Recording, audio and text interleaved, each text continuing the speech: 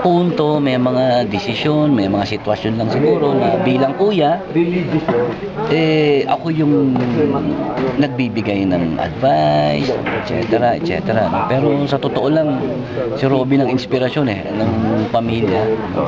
Nagkakataon lang na naipapasa sa akin yung ibang obligasyon dahil hindi naman niya kayang hawakan ang lahat. Sa tingin niyo po, hanggang saan po yung mararating ni Daniel? Malalampasan ba ho ang mga narating ninyo sa tingin niyo po? Oo, at yun naman ang aming motivation sa kanya Mas mainam na, okay, andyan yung yapak ni Tito Robin, yapak ni Daboy, yapak ni Papa, no?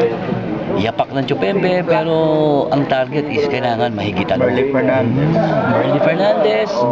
May pressure ba ho sa kanya? Pinipressure niyo siya na... Hindi.